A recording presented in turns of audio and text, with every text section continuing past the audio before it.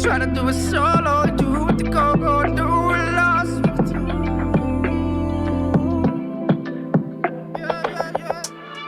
Yeah, I do it with you. When I lose the doors. Hey, what is going on, everybody? It is September 22nd, 2020. This is episode number 15 of the Mo Banter podcast. I am Mo. I am Nathan. What's going on, Nathan? Nothing much. So, as per usual, that intro song here is by my cousin How Words. We try to get the screen in the back. It's still a work in progress. This is like step 5,000 that we took trying to get this to work. We've got some lighting. It's coming down to the lighting and where we actually put them. But anyways, since that is my cousin, nothing but love. If you want to find him, he has his Lost on My Cup single on. Oh man! And then this thing is going to just keep falling. Technical difficulties all over the place. Jesus. Swear nothing stays where it needs to stay. All right, there we go. So what I was saying, Lost on My Cup, you can find him on the YouTube. It's right behind my head. That's the video. That is the YouTube link. You will find the YouTube link on the description, either on the title page or the title description for the podcast, or you will find the link on the YouTube video because we do upload these videos to YouTube. And one of the things I want to start, and also where else you can find Lost on My Cup, you can find him on YouTube. You can find him on Amazon, Shazam. Let's scroll down here. Music, Apple Music, Deezer, Spotify. Those are like the top 5. So YouTube, Amazon, Shazam, Apple Music, Deezer, Spotify, top 6. Lost on My Cup, single by my cousin Howard Odolo, aka How Words. Super proud that he actually put that out, and it looks all the link for the YouTube will be down below, and I'll put like the Spotify link down below. But anyways, Lost on My Cup, Howard's. Another thing we're trying to try here is I reached out to one of my friends who I've known for a long time. She is an artist, very, very talented. She created these little puppies here called Lil'zzz. They're based on the zodiac signs. I'm just trying to hook her up with some pub. This is not a paid advertisement by her, but when I was doing the podcast and we got the green screen, sorry it looks so jacked up. But this is her storefront, her shop, Lil'zzz. They're all based on little creatures of the zodiac sign here. So they have Year the Rat, dog, everything. Aries, whatever it is that you want, come here and look it up. Again, this link will be in the description on both the podcast and YouTube. If you want to follow the artist, it's Brissia Jiménez at B Doodles on the Twitter. You can find her page here. Super talented. She does do commissions, but I am not sure on the timeline for those. You might want to DM her on Twitter and see if you're interested. If you want to partner up with her, again, something you can take up with her. But I've known her for a very, very long time. Super talented. And here's her Twitter, Lil'zzz, and that's what you're gonna see in the back. Okay, so I guess those are the little changes. And sorry for the janky picture on YouTube. Again, we'll get the lighting fixed on the podcast. You can't see it, but it's a little jank. Depending on, we just gotta fix the lighting. We look dark. The back's tore up. Whatever the case may be. We're working on it. We're working on it. So, been a while. 2 months. Something like that. And now we are on season 3 of GSL Codes 2020, and we're right at the cusp of the top 16. We saw the round of 24s. I guess let's revert back because we didn't cover a lot of the stuff. We did have the brackets going. That is here. And I don't think anybody can see that. How do I think it's just, is it this? Is it this? Is it this? What is it? What are you trying to do? I'm trying to zoom in on this. Control plus. Yeah, it's supposed to do the uptick. I don't know why it's not working with the scroll wheel. All right, cool. I think that should be good enough right there. And you can't see the score. Because my big old head is in the way. Well, there we go. That was the final score. Yeah. After the finals, we didn't talk about a lot of this. Just school started. We all got busy. and everything else. So you ended up winning by 7 points. We didn't. The scores were close enough. There we go. Where we didn't use burst on the last 2 rounds. Last round, grand finals. Last 2 rounds, yeah. So yeah, congrats on that. Thank you. I did give you your steak. Yeah. Now we do have the picks here for top 16. We repeated this, and then the top 8. We had all this. To be honest, not really much to talk about. No. The top 8 was kind of lackluster, and then we had a ZVZ final, which No, we didn't. did we not? Protoss. ZVP. Well, who was the ZVZ? Was it the top 4 ZVZ? No, there were no ZVZs. When the hell did we see a ZVZ? Scroll up. What was the top 8? So we top 8. I don't even know who was on there. I know we had DRG. Oh no, it was DRG versus Inno. Dream Trap versus Party and somebody. Dream Rogue. Did DRG play Rogue at any time? I think so. I think DRG Okay. played Rogue. Yeah, that was top 4. That was to get in. Remember, like I was like half asleep, and we're like, hey, let's watch this and see who it goes, and it ended up being like super quick. Oh yeah, yeah. And then when I ranted for 5 minutes, like on episode like 12 or 13, now you know why I rant, because EVZ is trash. ZVZ, unless Scarlet is playing, ZVZ is a trash ass matchup. You have to agree with me. Out of all the mirror matches, Yes, I do. ZVZ is a trash ass matchup. Oh man. Again, unless Scarlet is playing ZVZ, I don't want to see ZVZs. They are a trash ass matchup. Like, I hate ZVZs with a might, and I'm a Zerg player, but I hate ZVZs. So for the new season, we're gonna close that. Oh, the fancy stuff. We're gonna do this, and now we're back here. Season 3. Whoa. Oh. Whoa. What's going on here? Why is this all of a sudden taking up? I don't understand this. Jeez, technical difficulties. What is going on here? Why is this doing this? I really don't even need that, but I do because... Oh my goodness. I swear, if it's not one thing, it's another with these things. There we go. I don't understand why I did that. That's so dumb. So we'll try to fit this as much as we can. We'll talk about it.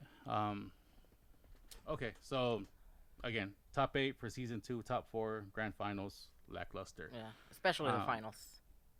Top 24 for season 3 was very, very surprising to me. We had Nightmare, we had Spear, Armani, who actually made it to top 16. Yeah. Good for him, by the way. Yes, 6 very years. good for him. 6 years, and he was about to retire. He even said so in his post-match interview that he was set to retire. He was like, I'm gonna give it one more shot. And 6 years, man, perseverance. GG to Armani. I hope he makes it far. I would like to see him go to top 8. It'd be great to see him in top 8. Pulls a little stack as usual. Out of all of the things that he's in, though, I think he can win. He can either win or finish in losers in his pool in top 16. You think? I think he can. I think he can beat Dream and Sound. I think TY is going to come out in winners. I think he beats Dream, and then I think he beats the winner of whoever wins from Armani Zone. So I'm hoping, because it'd be great to see him go to top 8. And then we have, jeez, I swear, I don't know what's going on with any of this stuff. Like, I don't know. Anyways. Yeah, so, I mean, I don't have notes. Everything is just all messed up. Okay, let me relax, because this mic is really, like, busting on my nerves right now. I need to relax. All right. So... where were we? Okay. Top 24 was actually pretty interesting with a bunch of, like, with the names that we just mentioned. Yeah. The only one that was kind of like the other was Bunny, and Bunny didn't make it. Armani is the only one of, I guess, the others that actually made it this far. Spear played really well, and Nightmare played really well. Out of the new blood that I saw, those 3 in particular, well, Armani, I guess, is not new, but I guess for the actual Code S GSL, like, first time qualifiers, or I don't know how you want to place it, but I was really impressed with Armani, who made it, thankfully. Spear and Nightmare, those two guys were sleepers, and they were very, very close. They were close to upsetting their top 24 pools and actually making it here. So maybe next season or next year, I think those two players, especially with some of the players leaving and coming back and whatnot, I think they can actually make some noise. So we called it here first. Spear and Nightmare, look out for them. Nightmare plays Protoss. Yeah, and I think Spear does too. Okay, so we have two Protoss players. Or Spear might play Terran. I don't remember. I think he plays Protoss or Terran. Whatever the case may be. Those look names, out for them. Look out for them. All I remember is how good they played. And I'm going, damn, that was a pretty good damn match. Yeah. That little crease in the top is going to get on my nerves. Sorry. Anyways. Yes. Okay, so I guess this is kind of like the bracket part, because I really didn't take any notes. I just figured at this point, we spent a lot of time just kind of going over what is visible on the YouTube, on the Africa TV channel on YouTube, which again is africa.tv on the YouTube channel. Still not a sponsor. Come on, Africa TV. All we need is some shirts. Or you know what? Just honestly, send me like permission and we can do this. We can just like kind of put your logo in the back. Like, I swear we'll get it all fixed. You know, like, I'm sorry to the homegirl for kind of having like a janky ass setup, but this is kind of like a trial run. You know what I mean? But we can do something like that. Oh my goodness. You know, oh my God. There we go. So yeah, I guess watch those matches. I would again recommend anything Armani played in, anything Spear played in, anything Nightmare played in, which was the first 3 days. So it's Group A, B, and C of top 24's GSL Season 3 2020. Africa.tv on YouTube. You can even go to their website, which I believe is Africa.tv. I think so.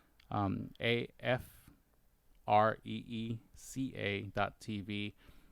Google them, Bing them, Goose Duck them, whatever other search engines are. Ask Jeeves for them. It doesn't really matter at this point. Just how many search engines are there?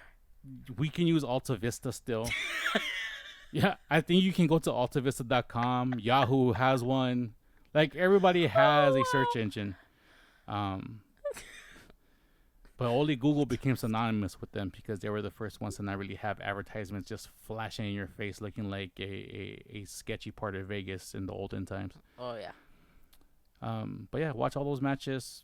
Watch whatever you want. Watch grand finals. Watch losers. If you guys want to watch the first two matches from the third match, which is winners finals, the loser match, and then the loser finals for, again, Pool A, Pool B, Pool C, Season 3, top 24.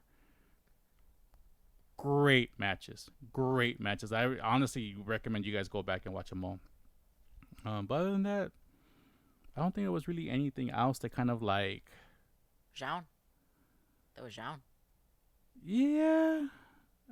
He's like... That's true. He did upset that pool. Oh, yeah. I can't remember the point. Maybe I should have pulled up like another website for that. I don't remember the pool he came up, but I do remember that being an upset because there was other strong players on that pool.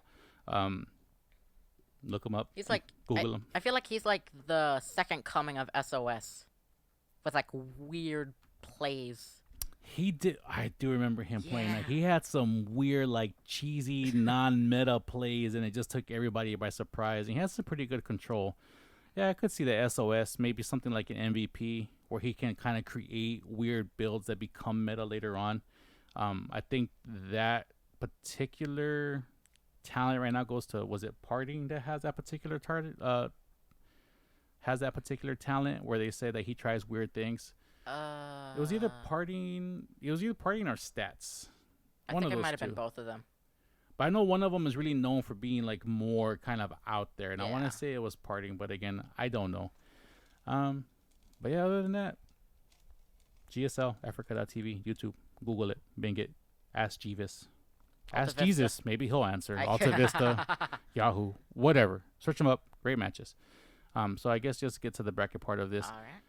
So Pool A, we had T. White coming out of his pool, Dream, Armani, Zound. Those take place this coming up Friday, correct? Next Tuesday. Today. Wednesday. So this is Tuesday. It'll be our Wednesday. We'll be watching those tomorrow because, again, school, work. We can't stay up until 4 or 5 o'clock to get these on. But we can talk about them right now. So in Pool A. Oh, and before we even get to the brackets, if you guys are not familiar with the brackets, if you're new to the show, or if you're new to what we do for this part of the show, I created just a little spreadsheet using Google Sheets. We're going to pick winners. We have a scoring system in place. A correct guess gives you 10 points. A correct guess in the qualifier but placement is incorrect will give you 5 points. And if you happen to pick a player and they don't qualify but win matches, you get a point for each game. Each game that your player actually wins. Yeah. That won't change for this at all, so we'll keep it the same for the round of 16. And then if we scroll down this checklist here, and again, I don't even know how clear it would look on the YouTube channel because I have a small screen. We need like a second monitor, and we do have one, but there's lack of space right now. So we're going to have to do it this way. So when we get to round of 8, let me see if I can do this. Oh my gosh. We wind up getting a burst. The burst will be determined by, I guess, this discrepancy in score. We'll come up with a burst function that gives you a large percentage of points if we're same guess. So depending on what it is, it's always like 10 points or 5 points plus whatever percentage that tends to be. We'll keep that going this time around. Just I want to get it more organized compared to how it was, so we have everything here. And I guess we'll figure out the wager on it later. But it all looks like this. Keep the same thing for top 4, grand finals. We will probably have some stretch goals, like maybe what games certain players won or what the final score would be, like we did last season.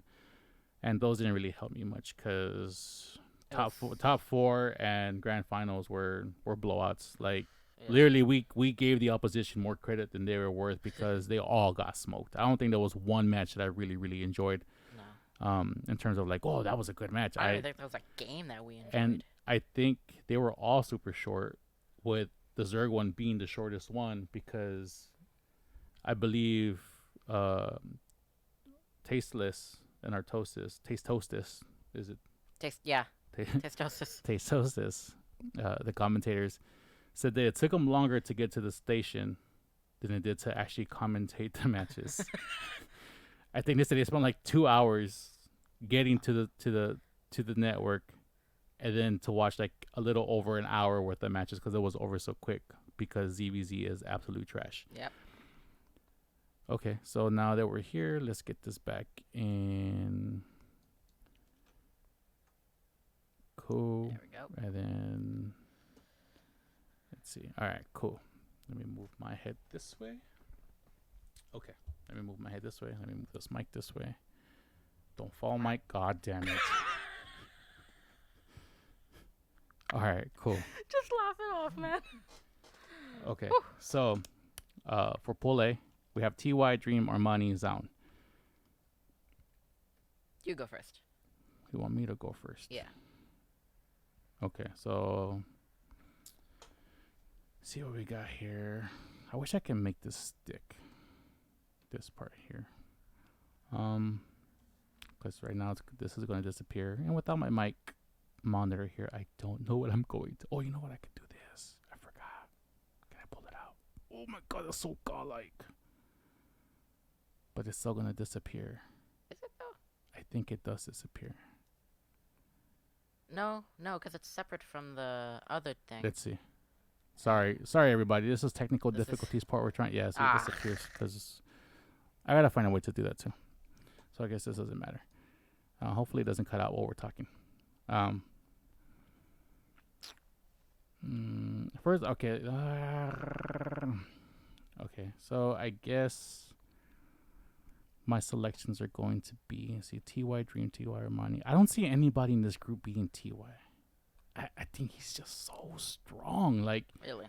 I know we saw a lot of like good matches with these three particular players outside of TY, because TY always plays solid.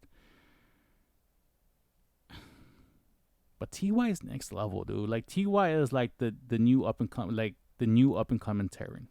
I think he is going to be like King Terran for a while. Like the new like whatever MMA Bomber, Flash, Marine King Prime. It's the same person. I think he just got sponsored. Yeah. So I think I'm gonna give this to TY. I'm gonna say that he comes out 2-0. And just because I do really want him to come out, I got a bet on my boy right here, man, Armani. Like, I have to. Do you want to do all of them, or do you just want to go like Pool A, Pool B, and try to do another one for Pool C, Pool D next week? Let's do all of them. Want to do all of them? Yeah. Do you want to go pools like 1 by 1, and then do like Pool B 1 by 1, Pool C 1 by 1? Yeah, let's do that. All right, cool. So again, like I said, TY I think is just the new hotness when it comes to Terrence. He's just so fundamentally solid, like,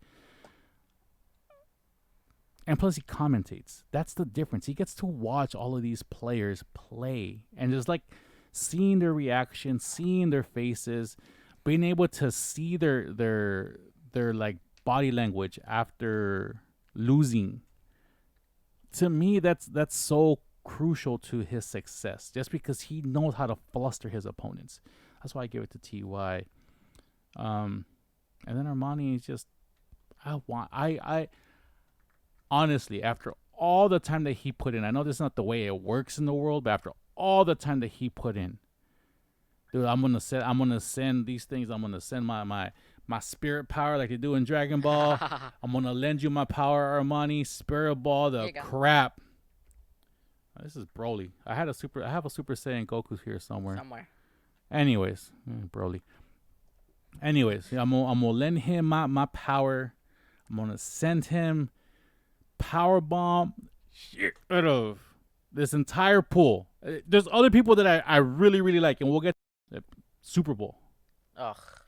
Right? I mean, our team made it. Yeah. But they're in second place. They lost. They made it. It was great. They played great for three quarters. 50. They played great for 55 minutes. Unfortunately, a game lasts 60. Yeah. So, I want Armani to go far. If anything, if he can get top 8, be great. Top 4, be fantastic. But if he's gonna lose, I want him to lose at top 4 and just get his top 4 like in the books. Yeah. And then go.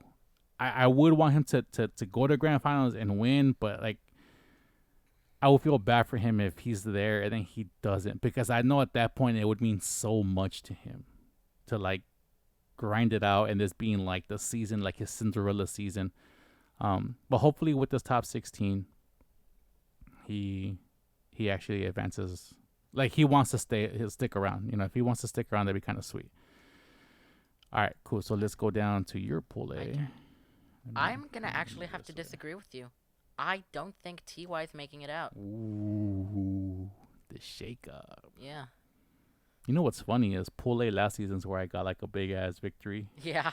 Or like a big lead, and then with the burst and everything else, you ended up catching up. Yeah. Okay, so who do you got here? All right. It's going 2-0. I think it's going to be Zhaun. Wow. Yeah. Okay.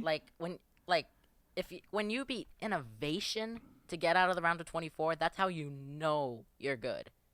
And with that momentum behind him, I think he can actually knock out TY. Okay. So you have Zhaun coming out 2-0 in winners. Yeah. Who else do you have? Who do you have coming out losers? Coming out 2-1, Armani. Okay, so we both agree on Armani. Yeah. Is this because fan favoritism, or you actually want to see him? Both. Okay. Yeah, because Armani also beat another big Terran player in Cure. He did. He did. You're right. Okay. I think Cure also beat Innovation in Season 1, or he might have beaten Parting to get to the Grand Finals. Season 1. Okay. Yeah. So that's Zhaun Armani. That's my thing. Okay. Zhaun Armani. All right, cool. So then we move over to Pool B, which is Cure, DRG, Solar, Zest. Cure is Terran? Yeah. Okay, so he's only Terran. What up? Yeah, because it's Yeah. Terran, Zerg, Protoss, right? Mm-hmm. I probably should have put the little race thing here. Anyways. Okay, so on this one.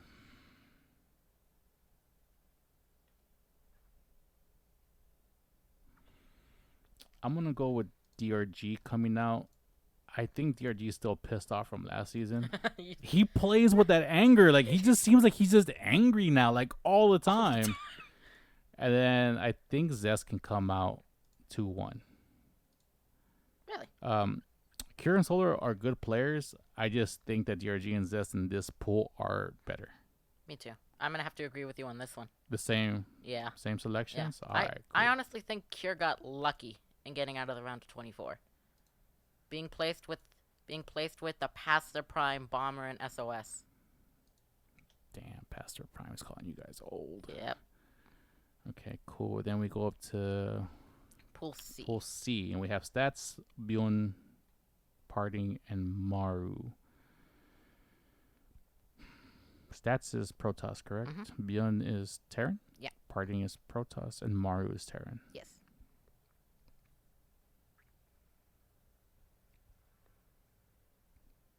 Damn. I'm gonna say, I'm gonna say Parting comes out in winners, All right. and then in terms of 2-1, I'm conflicted here between Stats and Maru. You don't think Beyond's coming out? What pool did he come out of? F. Who was in F? Wasn't he like the best? Isn't it the pool with Bunny in it? That was Bunny, Beyond, Parting, and Patience. So those two Protoss there. But Patience like the lesser known Protoss. Definitely lesser known than Stats. Damn.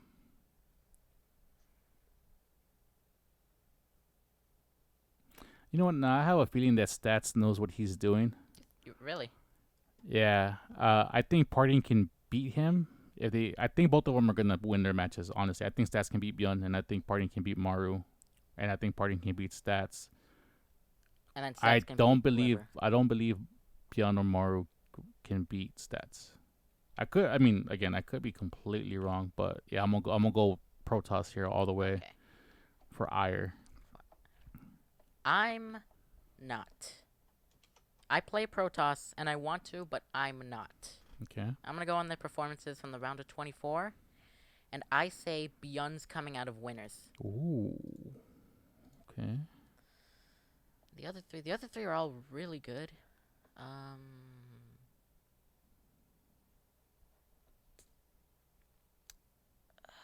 think of the three, Parting comes out of losers. Parting comes out of losers. Okay, so you got one Protoss advancing. Those are actually not bad picks. I can give you that. Those are not bad picks. Thanks. Thank you. And then, don't worry about your head.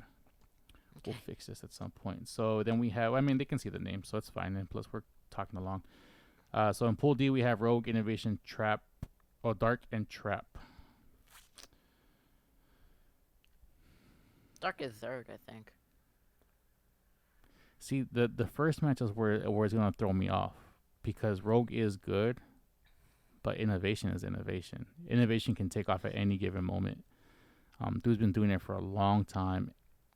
And I just like the way that he plays. And if somebody is not prepared for the way that he plays, like, he crushes the shit out of people. I think Rogue is probably a better Zerg than Dark. Oh, yeah. And Trap is a Protoss player, correct? Yeah. Honestly, I think the least Protoss player in the round of 16. I know who I want to pick. It's just the order in which I want to pick them, and that's going to toss me because I don't know. Because it's literally going to be Rogue and Innovation who I pick. Trap is a good player, but I think Inno can beat him. Yeah. Dark is a good player. I think Inno can beat him. I think Rogue can beat Trap, and I think Rogue can beat Dark. But it's going to be who's going to win the first match. Yeah, that's going to determine who, for me, comes out in winners, who comes out of losers. You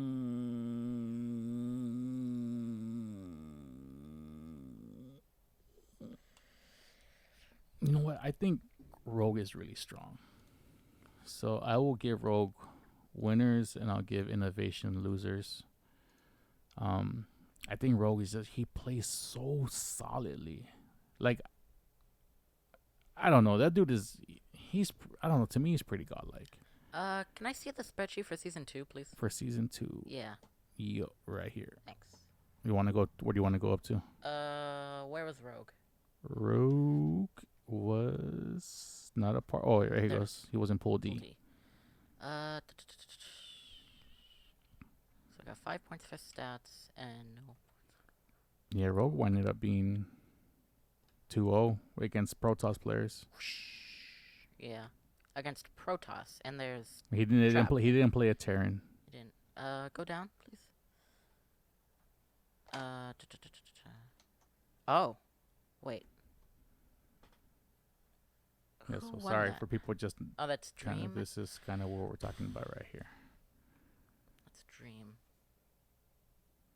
Go back to season 3, please. Season 3. Yeah. After Dream, Dream was the only player Rogue, only Terran Rogue played. Let me see your pick. My picks? Yeah. My picks are Rogue and Innovation. Okay. I got Rogue beating Innovation, and then Innovation beating Yeah. everybody else. See, here's the thing. Dream is like, Terran. But Innovation, as you said, is Innovation. If you're not prepared for him, he could just crush you. And that's why I'm saying Innovation comes out of winners, Ooh, and Rogue comes out of losers. okay. There's no hope for Dark and Trap. I mean, there's hope. We That's- can't say that with Armani in the group, because Armani had to beat a very tough group. So did Jaun. That is true. Okay, so I guess we have our picks for top 16. So on my end, for Pool A, I have TY and Armani coming out. TY winners, Armani and losers. Pool B, I have DRG coming out winners, Zez coming out losers. For Pool C, I have Stats coming out and losers, Parting coming out and winners. And then for Pool D, I have Rogue and Innovation coming out respectively in that order, winners and losers. For you, it's Armani and Zound coming out, with Armani coming out losers and Zound coming out of winners. For Pool B, you have DRG and Zest coming out, also in that order. DRG winners, Zest losers. Pool C, you have Beyond and Parting coming out in that order as well. And then for Pool D, you have Innovation coming out of winners and Rogue coming out. Okay, so I guess we'll see how this plays out. We'll try to do a podcast in between these and kind of go over the results and what we saw and what we hope to see. And we'll probably hit maybe after Pool A and Pool B, when we have some of the stuff figured out, we can start filling out this in the bottom. Away from the podcast, discuss what we hope to see, discuss up and coming matches and how things are going to play out. But yeah, I mean, I guess that's all the brackets. How much time did we spend on this damn bracket? Not too bad. Yeah. And plus, I spent like 10 minutes just dealing with technical difficulties and bullshit. Okay, so that was that. Is there anything else you want to add to this? Africa TV, send us some shirts. Still not a sponsor. Pool C. Pool C's stacked. That one could honestly go any way. You think that's the stacked group? Yeah. You think Pool B is stacked? I honestly think that secure DRG solar resist. You know what? Pool C is not bad. To me, it's between Pool C and Pool D. Pool D? Just because Dark and Trap are maybe not as good, but they've had their moments. I've heard Dark's name before. I've heard Trap's name before multiple times, and they've had their moments. I mean, these dudes can just pop off and just beat anybody at any given time when they're on.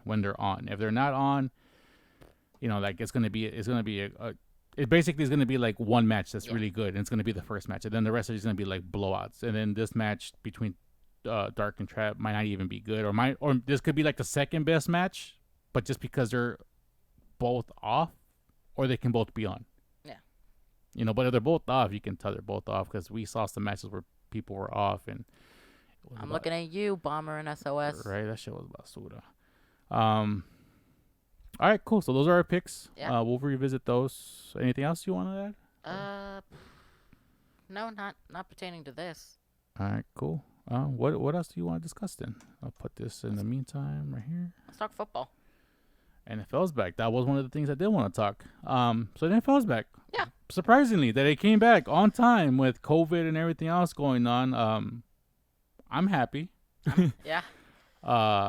Unfortunately, we're in week 2 of the NFL, and we lost like a fifth of our roster, or however it is, that 9 players wind up being a part of a 55-man roster. That's something like a So fifth. 10, fifth. It's a little less than the fifth, like 5.5.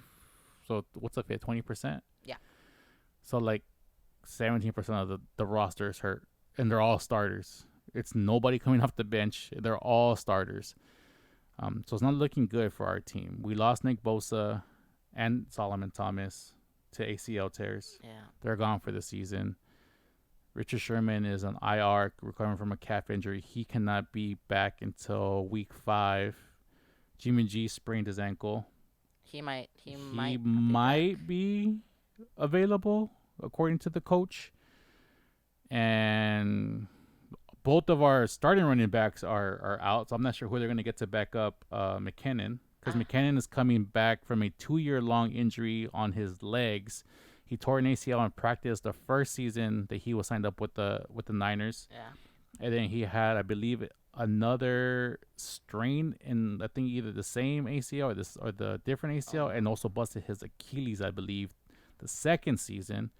He had to restructure his contract, and now he gets to display why they offered him that big-ass contract 3 seasons ago. And hopefully make up for some of it. I mean, again, it's not his fault, and I get injuries happen. I'm just happy that he's healthy. But I mean, those are the actual facts, that he got paid $25 million for 2 seasons where he didn't play a snap at all. He got injured during practice, and again, not his fault. Freak stuff happens all the time. But now you have a chance to play and show why they offered you this huge contract 3 seasons ago. I don't know. I haven't heard any news of they got any backups. One of the benefits, and depending on how Shanahan wants to actually coach it, would be that they have Sanu now. So they do have a veteran receiver that is familiar with Shanahan, which is good. He's not familiar with Jimmy G, but after a week, I think they can kind of set up some timings there. That's if Jimmy G plays. If not, he has to do it with Mullins. We have Bourne. We have Ayuk. Trent Taylor is back. So we're stacked. We're still fairly stacked at receiver. The problem is Shanahan doesn't call any deep passes. It's like this dude is literally allergic to deep passes because he does not attempt any.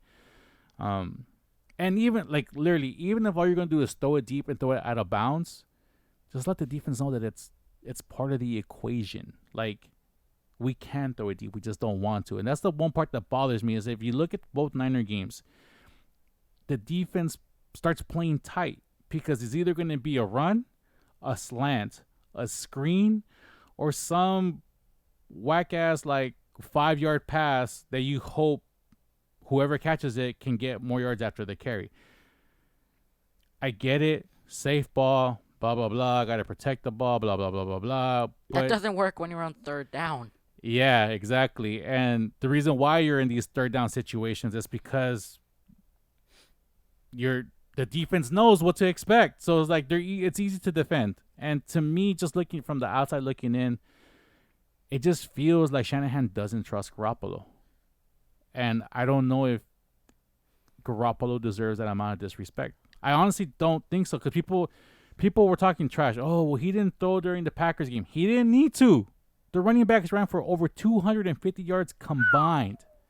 Why do you need to pass it if something is working? If something is working, you know what you do? You keep doing it because it's working. You don't change it.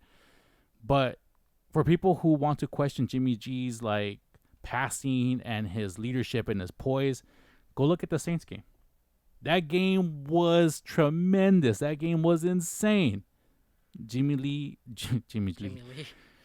G just straight went throw for throw, touchdown for touchdown, pass for pass with one of the best to ever throw the ball in Drew Brees. Was that postseason? No, I believe it was like week 13, week 14. Yes. That's the one where George Kittle, who was also injured unfortunately, carried like 3 dudes on his back. Remember when he like caught like a 40-yard bomb and then people were trying to tackle him? He carried like 3 dudes on his back and he was dragging them for like another like 10 yards. It was a fucking animal. So I don't understand not wanting to throw the ball. I mean, I hate it because they're in the same division, but you see the relationship that Pete Carroll has with Russell Westbrook. With Russell Wilson. He throws it deep. I mean, don't get me wrong. There's a big difference, I believe, in deep ball accuracy between Jimmy Garoppolo and Russell Wilson, but you have to trust your quarterback. And I don't know. We'll see what happens week 3. They're playing the Giants this week. It should be an easy win. So hopefully they can pull it off, and hopefully some of the backups can show why they deserve to be starters. And if they don't get an extension here with the Niners because of whatever reason, hey, man, they're going to get a fat contract somewhere else. I mean, literally, there's a bunch of teams that need pass rushing always, like all the time. If you're on the offensive line, because I believe both our starting centers are out as well. Just wherever you get your chance, you're gonna get a chance next season or whenever your contract expires with the Niners to get a fat contract somewhere else. You just got to show that you're worth it. Worst of a best case scenario, you get traded for draft picks and you have a chance to prove your worth to another team, get an extension with them, get paid, whatever the case may be. I just hope for the best. But I think they're pretty going to make the playoffs if they make it at all. Barely. I don't see them winning the division, dude. It's too stacked. Oh, yeah. Especially with the Seahawks. The Seahawks are good, man. What's their receiver's name? The big-ass dude, 6'4", 245? D Ford or... No, not D Ford. Not D Ford. That's our team. That's our team. He's also injured. Yep. DeForest something? No, that's also... That used to be our team. He's with the Colts now. DeForest Buckner, right? Yeah, he got traded. Oh, oops. What the hell is this dude's name? Big ass giant monster. DK Metcalf? Yes, Metcalf. I believe that's him. Oh, yeah. 6'4", 245? He was on one with... Oh, my God. The game against the Patriots. Like, literally a team known for having world-class defense. He was smoking them all game. All game he was smoking them. And if he's still up, I don't know. I don't see how the Niners can beat them twice, and that's what's going to come down to. Arizona already beat them once, so they're already behind in the in the conference or the division. They do play Seattle twice, and they do play the Rams twice. I think they can beat the Rams twice, even though they've been playing fairly solid. Yeah. But Seattle's they're looking really good. If by chance they can get to like maybe like 85 to 90% strength, and there's some injuries or some scratches on the Seattle side, I can see those games kind of balancing out. But currently, as it stands with the teams that we know how they are, week 2 Niners versus week 2 Seattle, and if like that same pace kept going, I think Seattle's gonna win the West, man. They're just really, really strong. I don't want to say that, but I think they can win the West. Yeah, it's gonna be a long season. It's gonna be a long season full of worries. Yeah. You know who else should be worried? Joe Burrow. The Bengals don't God. have an O-line at all. So we watched Thursday night's game. I tweeted this out after I saw him win the national championship, that he's going to be something special in the NFL. Knowing that he was going to go to Cincinnati, knowing that they had no O-line, that was one of the things I tweeted out, I believe, that you need to protect this guy. Wow.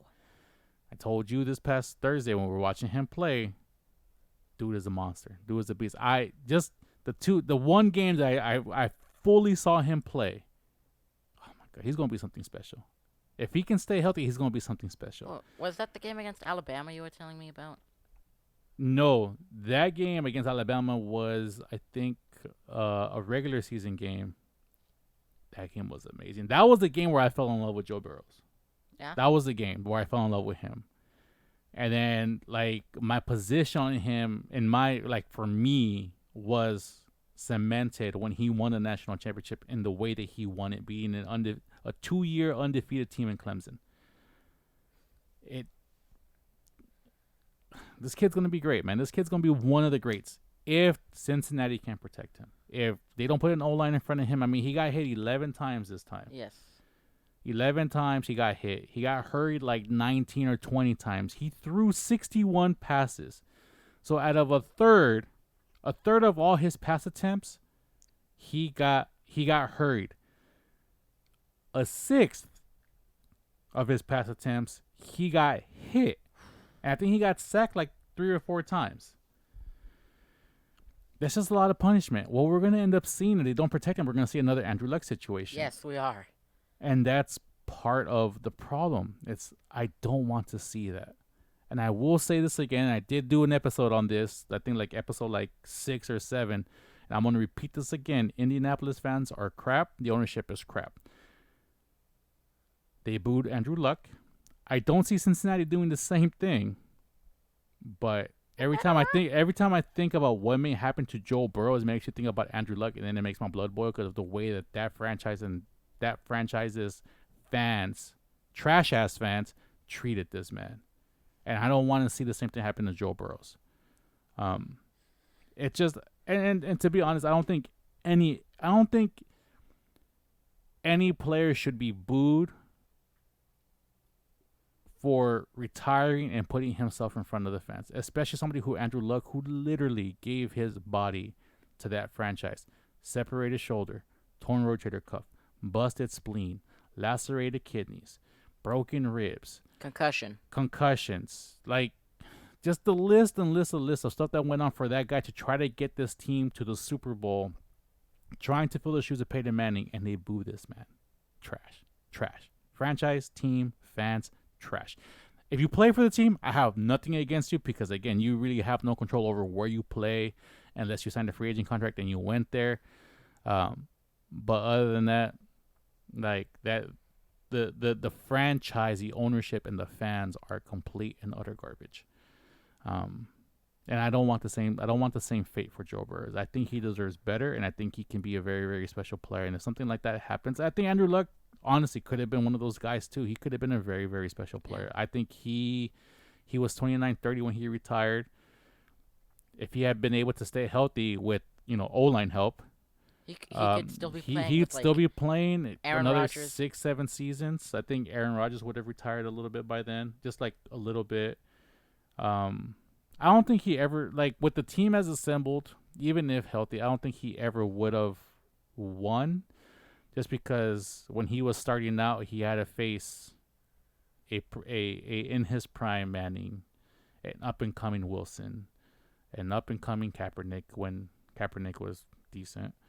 Who else was on there? Rodgers. You always have to face Rodgers, Roethlisberger, Breeze. Like, there was just so many people that were already good.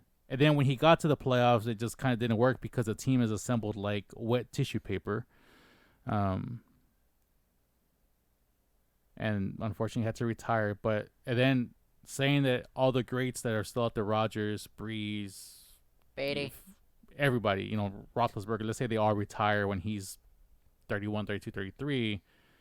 Then you got all the young up-and-comers, Mahomes, Jackson from the Ravens, Lamar Jackson, right? Yeah, Lamar Jackson.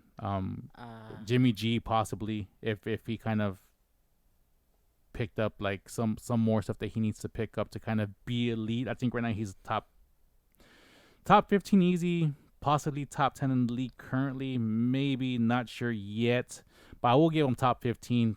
No hesitation. And then you have rookies that just came out. Jared Goff is kind of off and on. The dude from Arizona, Kyler Murray. he's showing his sophomore spike, understanding the game a little bit more, understanding the speed a little bit more. He played really well against the Niners. Russell Wilson, I mean, God, dude. I hate him, but I love him so much. If he played for any other team other than the Seahawks, he would be like one of my. I mean, he's still one of my favorite players. I just can't actively root for him because him winning means the Seahawks win, and by association, Pete Carroll wins. And I hate You don't like Pete Carroll? I hate Pete Carroll. Rant as you wish. So, Pete Carroll was a head coach, I believe, for the Jets and the Patriots. He did, I think, fairly okay during his first tenure. Went to USC, where he did fairly well. The problem is that they illegally recruited a bunch of the players that were part of that dream team that was USC. Reggie Bush, Matt Leinart. I don't know if they did the same thing with Polamalu, but Polamalu was part of that on defense. And they had a couple other players that were really, really good. There was an investigation going into, foul play, suspicion, whatever the case may be. They had to void the national championship for I forgot what year, the year that they won. I think it was like 2006, 2007. They had to void that championship. Reggie Bush had to give up his Heisman Trophy. A bunch of other penalties and sanctions were given to the USC college football team. They lost scholarships. They haven't recovered from losing those amounts of scholarships. And in essence, the Pac-12 hasn't really recovered from having a whack-ass USC team. And Pac-12 football sucks now. And it all started with Pete Carroll, because he got away scot-free from the media reports. And again, if something happened in the background, I'm not aware of it. But somebody tipped him off, or at least in my perception of everything being given to me as far as ESPN, Fox News, all this other stuff. Again, I don't know if this is actual legit or truth, or if there's any real merit behind the words I'm about to say. So again, this is just the way I perceive the situation. Somebody tipped him off. He took the job at Seattle and walked away scot-free. You're trying to tell me that this dude didn't know that Reggie Bush shouldn't have been playing? This guy didn't know that Matt Leinart should have been playing? You're going to tell me that he didn't know of all these illegal happenings? He was a part of it. He took place in it. To say that he didn't know is trash and a sorry-ass excuse. He goes to Seattle, wins some Super Bowls. Oh, look, he's a great coach. He did all this wonderful stuff. Yeah, he also fucked up USC football and got away scot-free, while the players who were there get all the punishments. Like, I understand that Reggie Bush shouldn't have been playing for that team because of everything going on. Whatever he got, money, cars, a place to live, all that other stuff that he was doing. But he still earned that Heisman Trophy, and he had to give that up. That team earned that ring, that ring that they won. And they had to give it up. The honor that team fought for and played for. And you know what? This also goes to the business of the NCAA, because they're all about the money, but yet they don't want to give none of the money to the students. And it's like, what do you expect to happen? You guys weren't saying anything when you guys were raking in bajillion dollars and like ad revenue and all this other stuff for national championship games and everything else. So if you're going to make the players vacate the championship, vacate their awards, like that's what didn't happen, guess what then? In my opinion, then you need to refund all the ad money, all the revenue, everything that was earned from those games that these players participated in, and call it even. Because it's not fair that this thing goes on in this sport, in this conference, in this organization of corruption, and only the student athletes get penalized for that. That is not fair to that. Why are they the only ones penalized? Why are they the only ones being stripped of their merits, their accomplishments, their awards? But yet, the money that this team generated, because they were super exciting to watch during this time, they get to keep. The NCAA gets to keep all this money, the billions of dollars that they get to keep. The new contracts that were signed because this USC team was just the greatest thing on television, which drove ratings up. That USC-Texas game was a great game. One of the highest Rose Bowls ever watched. I'm pretty sure that generated money for NCAA. They get to keep that.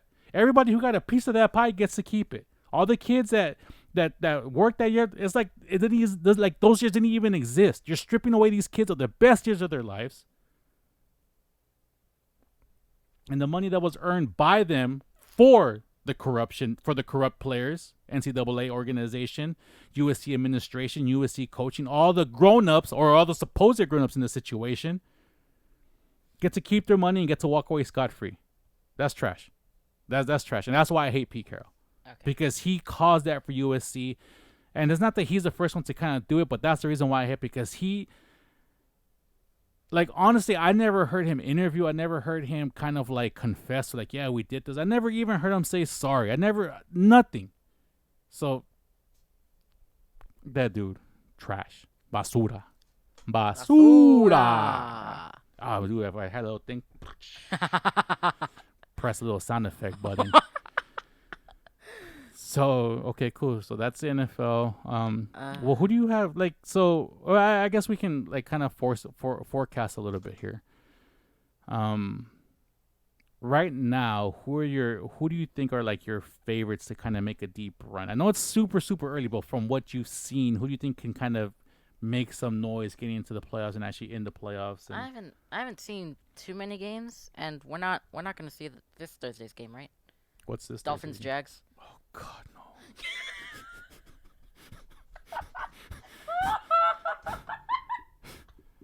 It's like the two trashiest teams in the AFC, dude. I mean, I might have it on just to see if there's like some good plays or something, but I mean, we watched Bengals Browns, and I guess you could say it's kind of a similar matchup. I think you can say that, because I mean, think about it. I mean, Cincinnati, outside of Burrows and some of the key players that they have, like Green and who's their running back, I can't remember. Speaking of AJ Green, he was dropping. Dude was dropping balls left and right. But yeah, so I said Seattle. I think Seattle has a good chance of making the playoffs. Yeah. And going deep in there. The Packers, just because they have Rodgers. Rodgers is like the ultimate factor. It's not even like an X factor. It's just the dude hasn't had help. U factor. He hasn't had help in the longest time in that franchise. They refuse to draft help for him. They refuse to sign help for him. They refuse to just help this man win another ring. And he still balls out. They're trying to replace him. I mean, that's a coming. He's 35, 36. I mean, that's just how it's going to be. I mean, if he wants to be a lifelong Packer, I think he has that right to be a lifelong Packer. But at the same time, he's going to pull up Brett Favre, meaning that, you know, he's going to play a little bit past his prime, and he's not going to be like the Rodgers. And I guess to kind of put that in context is, you know, Brady is 41, I think, at this point. From the last game that we saw with the Buccaneers, or at least the highlights that we saw, he still plays like Brady. He still has Brady-esque, like, yeah, he's not like 35-year-old Brady, you know, he's not 20-year-old Brady. Like, yeah, obviously you slow down but for being 41, that dude is the GOAT. The dude is the GOAT. I'm never gonna count Brady out. Brady is the GOAT. I'm a Niner fan, true and true. My favorite player is Steve Young. Up until Brady, you have to say that the greatest quarterback to ever play was Joe Montana, just based on stats and what he was able to accomplish. But Brady's the GOAT, man. 9 Super Bowls, 6 rings. Like, he made it to the playoffs, 19 years straight or something like that? Something like that. Every other year, on average, he made it to the Super Bowl. Like, that's ridiculous, man. That is like, and then he won 6 of them. 6 out of the 9. Nobody has ever won that many, and it's just, the dude was ridiculous. Dude is ridiculous. He's the GOAT. I think the Bucks can make the playoffs and make some noise there with Brady.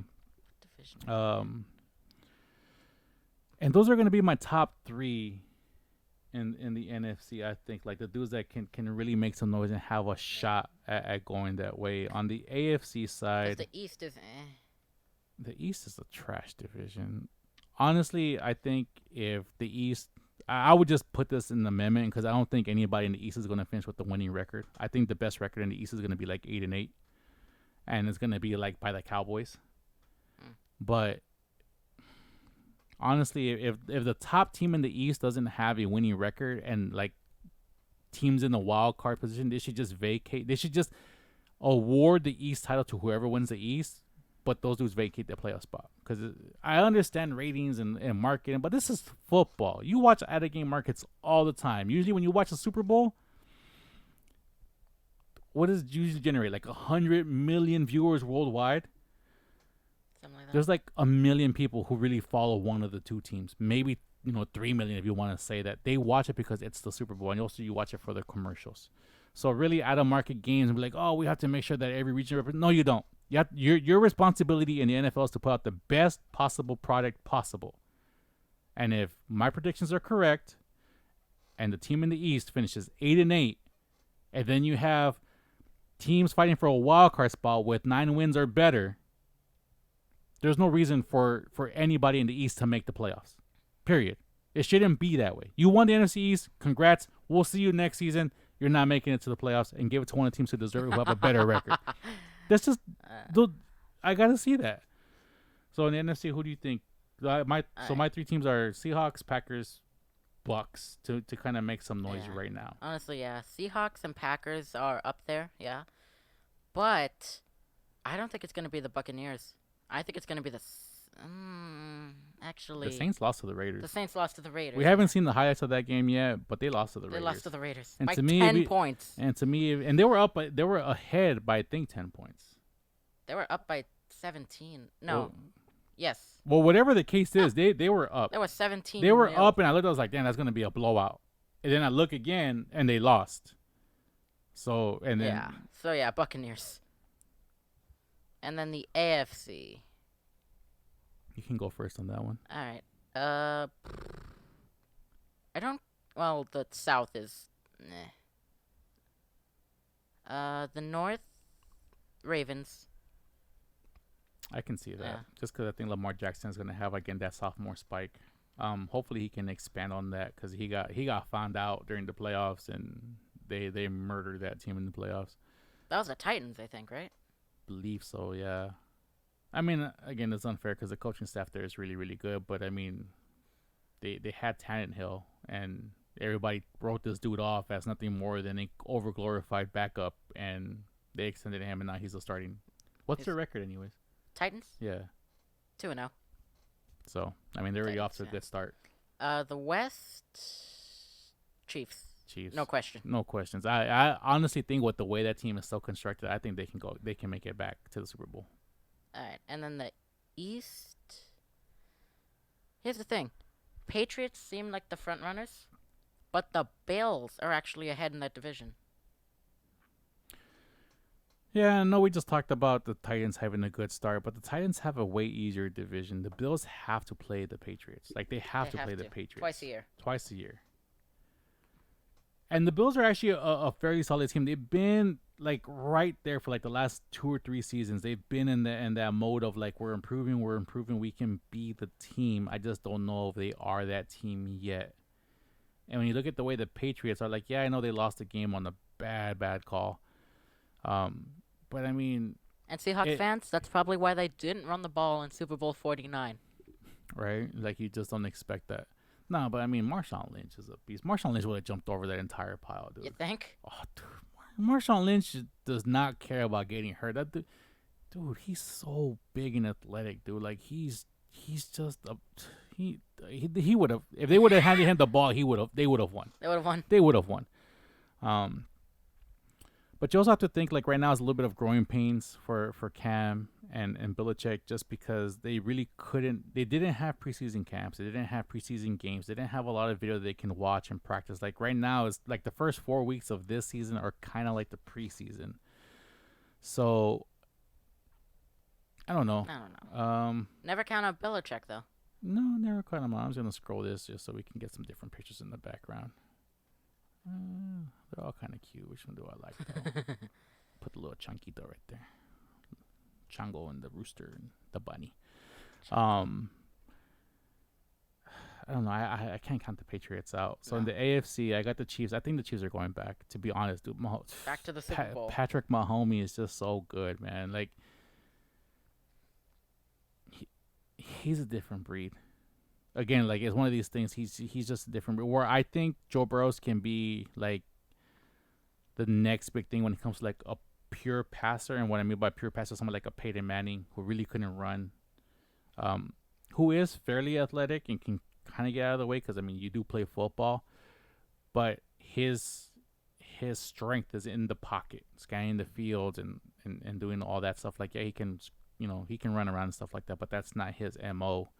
And also, for somebody his size, I don't think it's very good for him to kind of be going, because the NFL will tear you up if you do some stuff like that. Michael Vick ran into the same thing when he was in his prime and he was a mobile quarterback. He got hit one time really well and it snapped his shin bone. And he was out for like a season and a half. So Mahomes is athletic. He's thick. He's tough. He has a cannon for an arm. Mature beyond his years. Like, and he already has a ring. Like, I think he can be the follow-up to Brady. At a young age, I think he can be the follow-up to Brady. I think if anybody who is currently playing in the NFL right now who has a chance to win 6 rings or 7 rings to beat Tom Brady's record, is Patrick Mahomes. Over Lamar Jackson? Yeah. Lamar Jackson is good. Don't get me wrong. Lamar Jackson is good. The problem is that he is a run-first quarterback. He played that way when he was in Louisville. I believe he came out of Louisville. And run-first quarterbacks just don't succeed. They just don't. There's a thing, because once you learn how to stop them, they spend so much time trying to run on you and do all of this stuff that their passing game is not really up to snuff sometimes. Where Mahomes doesn't look to run first. He just can run. So that's kind of like that's the thing, is like Mahomes is just, he can sit in the pocket and play the game from the pocket if he wants. If he has all day in the pocket, he's going to be all day in the pocket and do what he has to do to win. If he has to run, he'll run.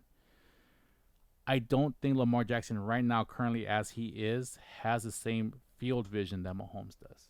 And the playoffs last year proved that, because they stopped him. They figured him out for the playoffs and they stopped him. He's the MVP. Yeah, he won Rookie of the Year and he won the MVP. Which I don't think was accurate, to be honest. I think Russell Wilson should have won MVP. Russell Wilson never gets any respect. Like, the dude should have already had like an MVP title. How he doesn't have one already, I don't understand how that actually works. But I think he should have already had one. So I think Mahomes is going to be the next, well, not the next Brady, but the next coming of somebody to supersede Brady. Kind of like how nobody's really like the next Jordan. But the next person in line for me, like if you had to look at like work and somebody who could kind of be in the discussion within relevance of like, I guess we'll call like current gen or like modern day NBA, dating from like maybe 1975 and above, it's going to be Michael Jordan number 1 and Kobe Bryant number 2. I mean, that's just how it's going to go in that discussion. I don't want to hear LeBron James. No. LeBron James, look, LeBron James is going to be known as the greatest strong forward, most dominating strong forward to ever play this game. Ever. There's no other physical specimen like him that has ever, like, to have that type of dominance for as long as he's had it. He was just a physically gifted person. And he's been able to maintain that and just be that person. I think somebody like a Zion Williamson can kind of supersede that. But he's been to 9 finals. He's only won 3 of them, I think. 3? I think he won 2 with the Heat. And he won 1 with Cleveland. So he had 3. And he's been to the finals 8 or 9 times. So he has like a 33% win rate. I'm sorry. You're not. Jordan is 100%. He's 6 for 6. Kobe is 5 for 6. Just that stat alone. And I don't want to hear, oh, well, they play with better teams, blah, blah, blah, blah. Jordan, you take that up with the front office. So, anyways, we're talking basketball. I don't care about basketball. So, yeah, I think Mahomes is going to be it. Lamar Jackson can be... I think Lamar Jackson can be the Manning to Mahomes Brady. So I think Peyton or Eli? Peyton. Eli is one of those dudes that's just like right place, right time. Um, but yeah, I think it like if you look into the and if I had to forecast like who you would want to see play on Sundays, who you want to see play in the playoffs, and if one of them were to move the conferences, who I'd want to see like play against each other and actually play for like a Super Bowl against each other, I would want to see Lamar Jackson. I want to see Patrick Mahomes. Um, I don't see anybody in the new current. No, I don't know if he's current. He's kind of like in that in between Russell Wilson. But I think like Russell Wilson will kind of be like one of those gatekeepers. Like if you beat Russell Wilson, like you know that you did something right because Russell Wilson is just that good.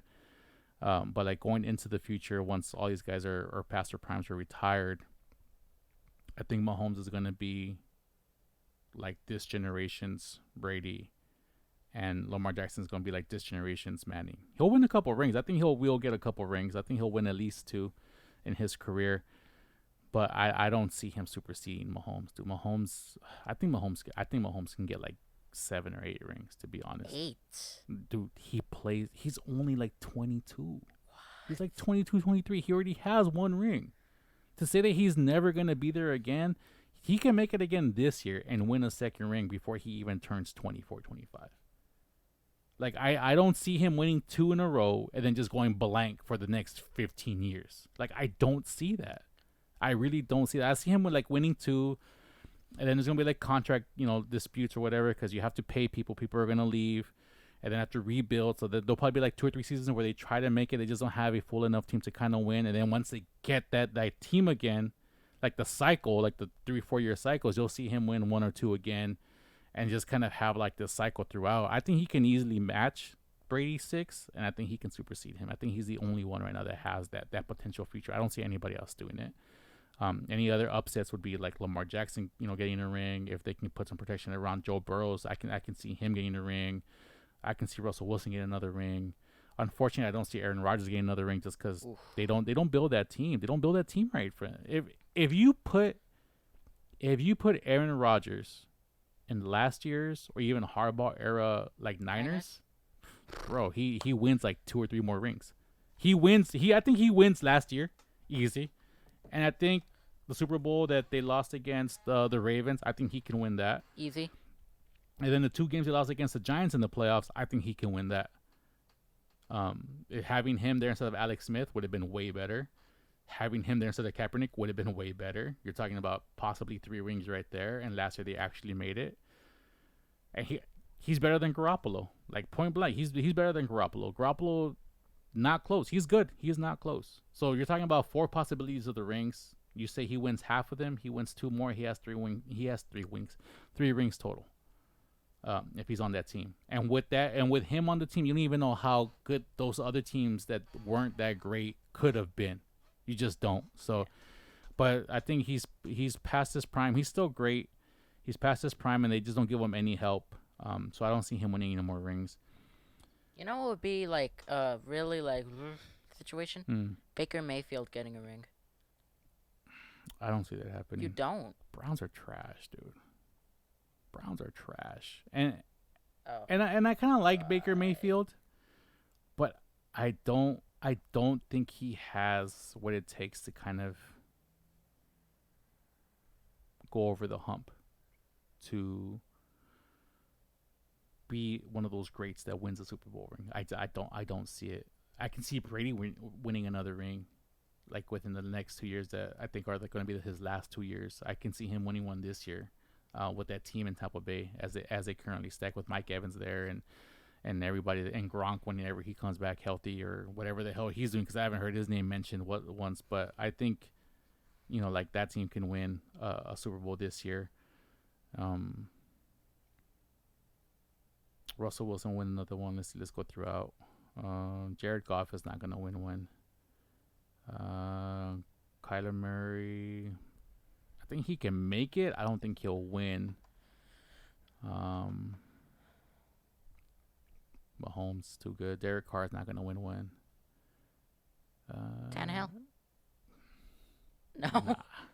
I think the Titans can make it, but I give Tannehill respect. I think he's a very solid quarterback and everything else. I just don't think that team is built for a Super Bowl run. I mean, Derrick Henry is really good, but I just don't see that team capable of winning against like the Chiefs. Like, don't get me wrong, anybody can win any given Sunday, and if you have misfortunes on the other teams, injuries, whatnot, anything is possible. We've seen it in every sport where there's key injuries. There's always going to be somebody to pick up the slack.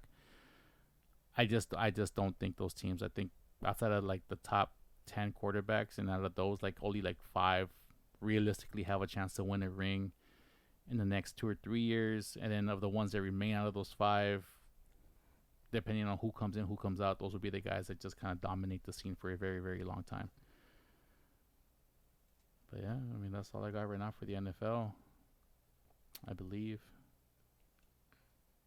That's it at this point. All right, cool. I think we have time. So I've been wanting to do this for a while now. Hamilton. Yes. The play Hamilton. Yes. There we go. So we saw it July 4th, and we've seen it like 6 times since.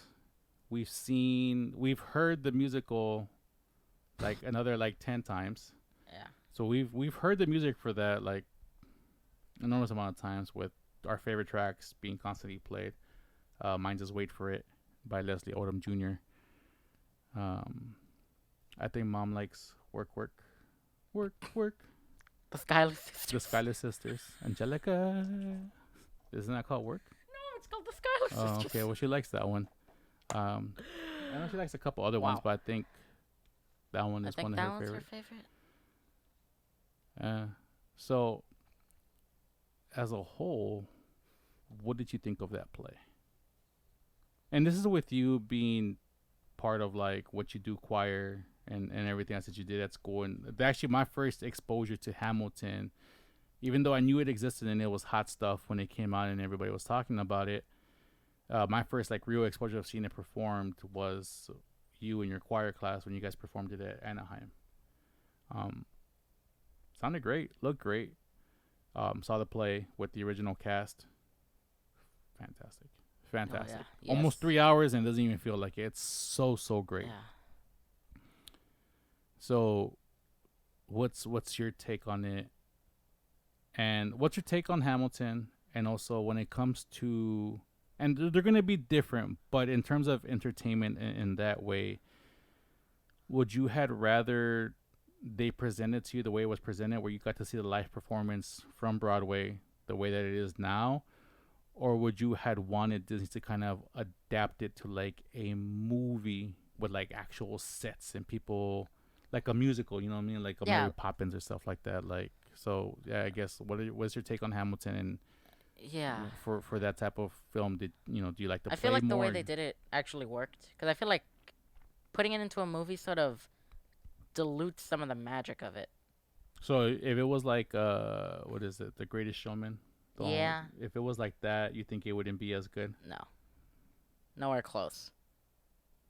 So when it comes to musicals like that, so because you had The Greatest Showman, I actually seen Hairspray on stage a long time ago, and I've seen the movie. I actually preferred the play over the movie. Hamilton doesn't have a movie, so I like that play a lot. Greatest Showman I haven't seen. I've seen a couple other plays that have been translated into movies. I've seen parts of plays translated into movies. I always prefer the live action stuff. And I think part of it is just because my exposure to it in plays is that a play can change from day to day. Like, yes, the overall lines, they stay the same. But you see it in Hamilton, where you see characters laughing, you see people laughing, you see people smiling, you see people kind of like have like this thing. There's just like, I always feel like there's always a chance where you're not going to have the same experience twice. You can see this. You can see the same show with two different with the same cast 2 different times, and for the majority it'll be the same. But it could be like this time, like so and so like fell, or so and so missed his line, or so and so did this, and just that whole notion of having the different experiences. To me, I actually would prefer a play over a movie, because a movie, once you see it, it's gonna be the same thing over and over again. Yeah. So where's your take on that entertainment, like medium for you? What do you prefer, like a play or a full featured film? I prefer it as a play, because of what you said. Like, it's never the same experience twice. Even with like the exact same cast, probably even the exact same day. Like a matinee and then like the Yeah. evening show. Yeah. Anything can happen on stage. That's true. And out of the cast, your top three cast Oh, members. jeez. Top three. Number three. Shoot. Number three. Leslie Odom Jr. Number three. Yeah. Who plays Aaron Burr. Mm-hmm. Yeah. Number two. Renee. Who plays Angelica. Oh, okay. Yeah. And number one, Daveed Diggs. Okay. So for me, you started at number three, so I'll start at number three. For me is what's her name? Philippa Sue, or the one that plays Eliza. Yeah, Philippa Sue. I like her a lot. Her voice is just so effortless, man. Like so much power and emotion. She has a wonderful voice, and to me, she's actually that's my number two. She's my number three. I think Daveed. What was his name? Daveed Diggs. Daveed Diggs. He's my number two. He plays Thomas Jefferson and Lafayette. And just his presence on stage is good. But for me, number one is Leslie Odom Jr. That dude is. And then like hearing him talk in the way, because your mom told me that she had seen us like read a story or saw a video when they asked him like how do you interpret the character of Aaron Burr, like how do you see him in this play, or what do you think his role in the play is, or how do you think he's telling the story? And he said that for him it felt like Aaron Burr was when Hamilton meets Burr for the first time, and then they go to the bar. Yeah. Fools who run the mouth and fine. end up dead. And then the dude Yeah. walks in, yo, he like I said. Yeah. And it was like and when I heard that line, like when I heard that first time, I was like, damn. When I heard it the first time, when I saw it the first time, and then what happens, I go, that's messed up. And I never really paid attention to that line. I just thought he was talking, like he was just talking mess, just because like this dude was yo. And I thought he was just talking mess. But then when I heard your mom tell me that the way he played the part, the way he saw the part, I go, damn. Like, this dude literally has to relive it. He knows what's going to happen. Like, he knows the fate of every character that he has to relive this moment with. And, like, it just made that thing to him. And then, wait for it. One of my favorite songs, not even just musical songs, just one of my favorite songs ever. Like, I love that song, dude. Like, I think I when I first heard it, I downloaded it on Tidal, and I must have heard it like 20, 30 times in the span of like 2 days. Just, cool, I can hear it like 5 times. And even now to when it comes on, like, I love that song. You were doing something in here. I forgot what it was. I think you were fixing that air purifier thing. That was the only song you heard. You were listening to. That was the only song on like repeat for like 5 hours. That song is so dope. And then for me, honorable mention. Okay, so Leslie Odom, Daveed Diggs, Philippa, and then who did you say? What's her name that plays? Renee. No, Angelica. Renee. Yeah, Renee. You're right. Yeah, her. She's like my honorable mention. Okay, so in terms of that, top 3 songs or performances in the play. Songs or performances? I mean, because like we've heard the songs, but sometimes when you see the song performed, it just kind of adds something to it. So like that's why like it's just a combination. Like I just want you to kind of take all into account and like what would be your top 3 songs / performances from Hamilton.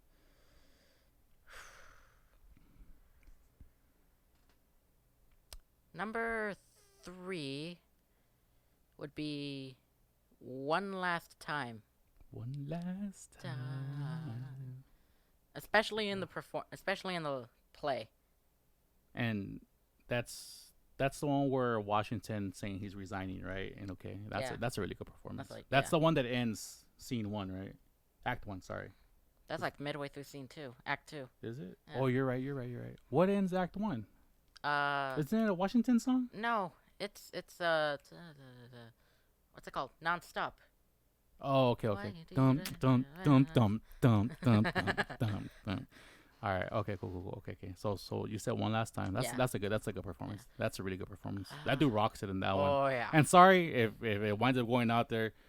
Look, I like performances. I do know a lot of names. I'm really bad with names. I'm good with faces. I'm good at recognizing people. I am terrible with names, even if you're famous. Like I just respect it, and like literally, that's how you know that I really like Leslie Odom Jr. Because I remember his name day one. Outside of Lin Manuel Miranda, he was the only name that I knew after day one. The rest of them was like, oh okay, cool. And then we had and I still don't know his name. The guy who plays Hercules Mulligan and Madison. Yeah. James Madison in Act 2. Another good performance. But anyway, sorry, go on. It's the same thing with songs. You're bad with lyrics, but you're good with melodies. Oh god. Yeah, I am. All right. Number 2.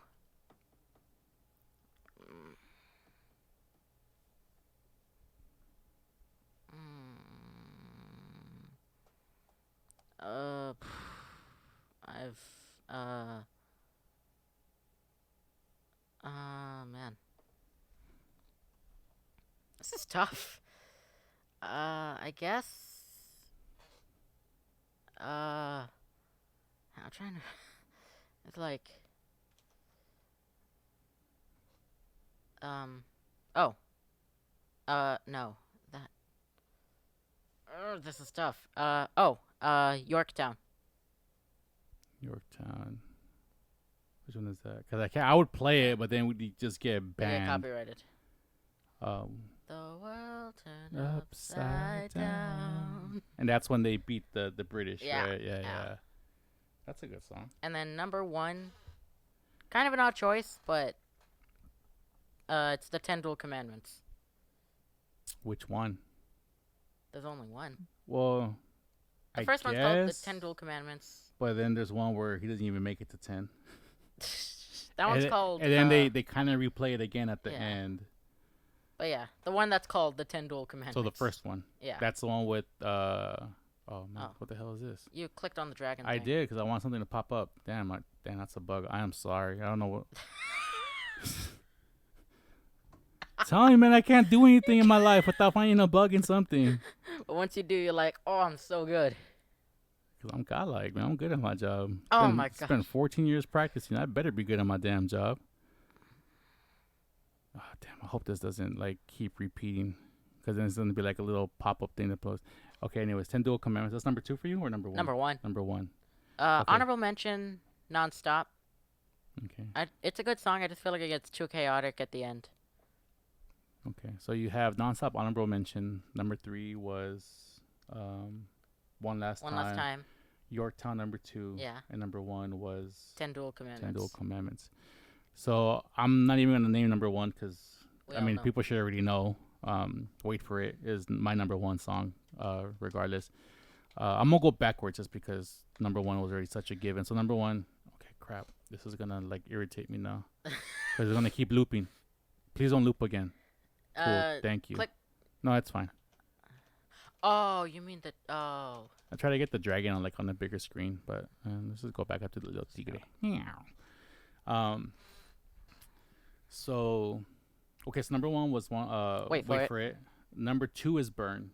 I love Burn. I love Burn. The way she sings that song. Oh my god, I love that.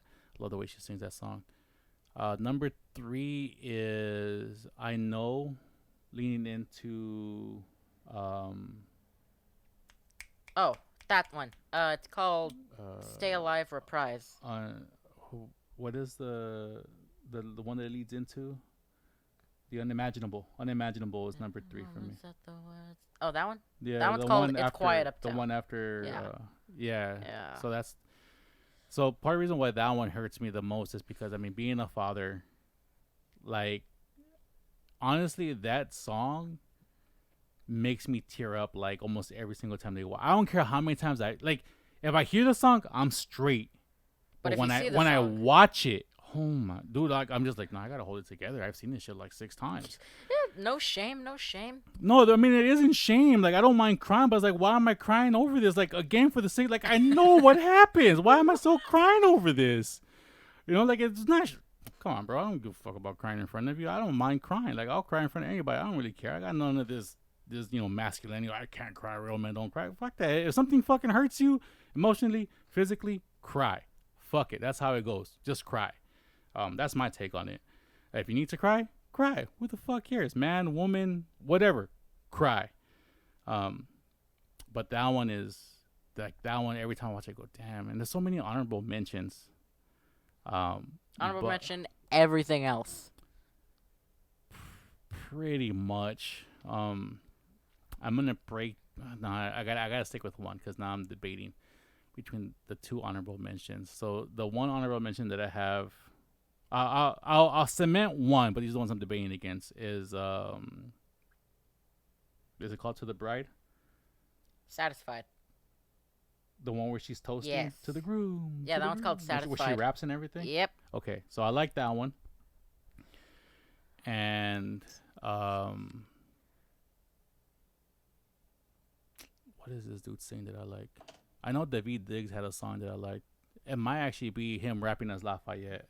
Oh, Guns and Ships. Yeah, because I really do like the way he acts. But I mean, like, honorable mention everything else, man. Like, seriously, like, that whole play is just so godlike, man. Yeah, but I think you just have to give it to Satisfied. Because, I mean, just the way she raps and the way, like, she's just so flawless. Like, in her like, singing that song. Where she has so much, like, so much power. And it's rare to see that in somebody who's actually rapping, to rap with that much power but not really being moving, you know, because a lot of like rap is always about like the gestures and the head banging and the hand throwing and like wah, wah, wah, wah, wah. And she's just literally, she's standing still, but like her performance is powerful. No, you know what, take that back. Everything that King George does, that's the other one that I was debating against. All three of them. So it's between Satisfied and everything King George does. Just because they're so short, it really just makes up like one actual number. God, he's such a good actor. Damn, I'm gonna cheat on the honorable mentions for favorite actor because who was my top three? I had Philip Jr., Philip Sue, David Diggs. Damn, do I put the key in front of David Diggs?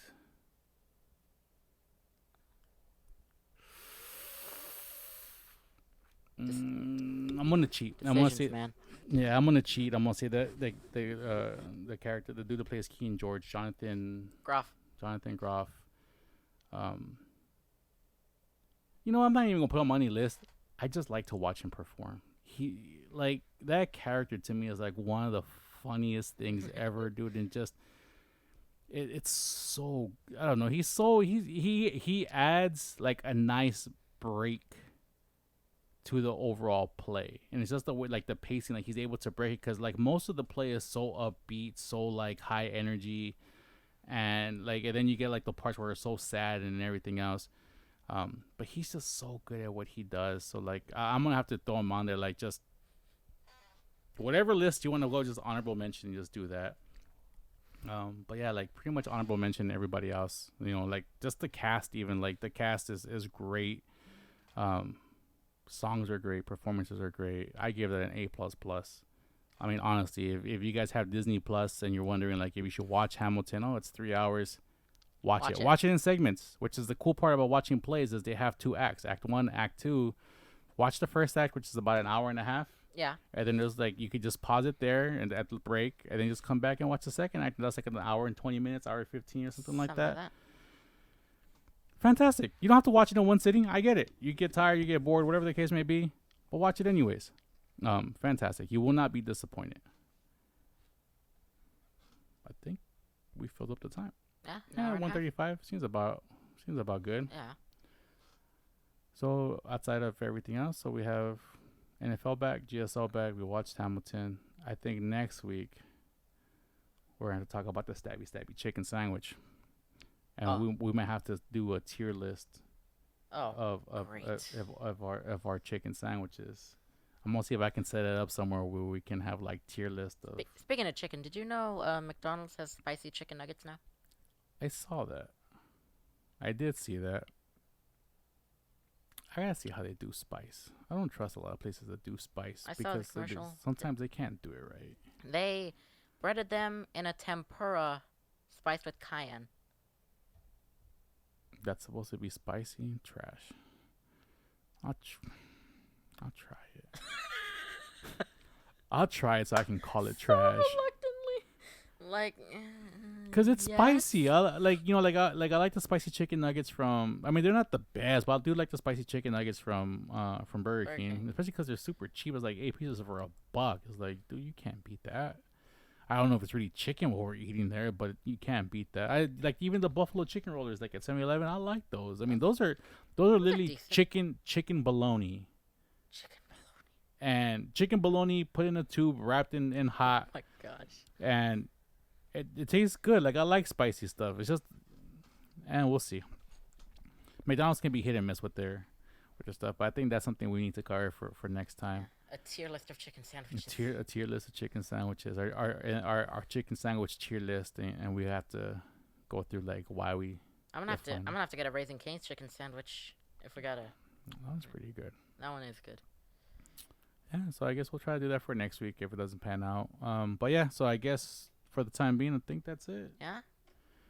All right. Well, I mean, we'll try to do these more frequently. I mean, nobody really listens but us, and I just like doing them because I like doing them. I like talking. I like doing this stuff.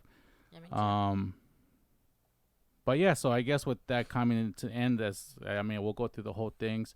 Again, this was kind of like a rough tour or a rough start to kind of using this green screen. I'll get better at it. It's most likely doing with the lighting and see how we can actually fix that or whatever the case may be.